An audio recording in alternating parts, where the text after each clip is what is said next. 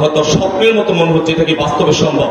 আর আমি বলতে চাই, দুর্নীতি না করলে, ঘুষ না খেলে, চুরি না করলে, এই সরকারি বরাদ্দের টাকা দিয়ে একজন এমপি যদি নিয়মতান্ত্রিক 5টি বছর কাজ করে, এই 5 বছর কাজ করার পরে আপনারা বলবেন যে আব্দুল হাকিম যা বলেছিল তা সত্য, আর যদি কাজ না করি তখন আপনারা বলবেন যে মিথ্যা।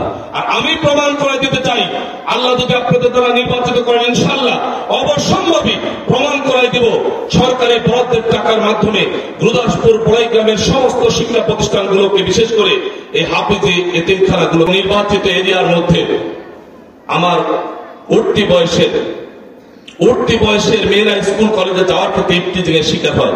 আর আমি বলতে চাই, একজন জনপ্রতিনিধি যদি প্রশাসনিক প্রয়োগটাকে ঠিকভাবে করে, একজন উঠতি বয়সের মেয়ে নির্বিঘ্নে স্কুল কলেজে যাবে, কোনো ইফটিজিং করার যুবক পাওয়া যাবে ইনশাআল্লাহ।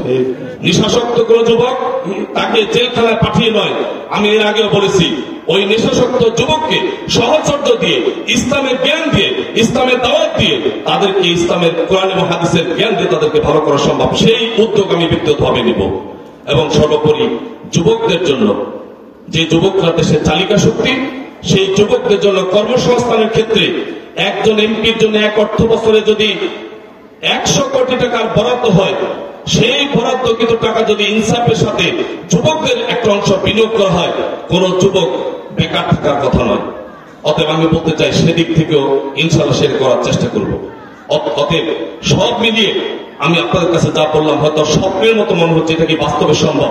আর আমি বলতে চাই, দুর্নীতি না করলে, ঘুষ না খেলে, চুরি না করলে, এই সরকারি বরাদ্দের টাকা দিয়ে একজন এমপি যদি নিয়মতান্ত্রিক 5টি বছর কাজ করে, এই 5 বছর কাজ করার পরে আপনারা বলবেন যে আব্দুল হাকিম যা বলেছিল তা সত্য, আর যদি কাজ না করি তখন আপনারা বলবেন যে মিথ্যা।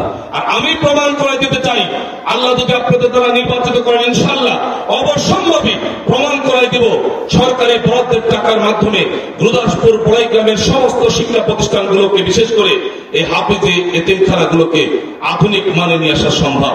এই ছাত্রদেরকে আধুনিক শিক্ষায় শিক্ষিত করে তারাও কোরআনের শিক্ষায় শিক্ষিত হবে, মেম্বার, চেয়ারম্যান, এমপি, মন্ত্রী হওয়ার যোগ্যতা অর্জন করবে। এই বাস্তবতায় তাদেরকে নিয়ে যাওয়া সম্ভব।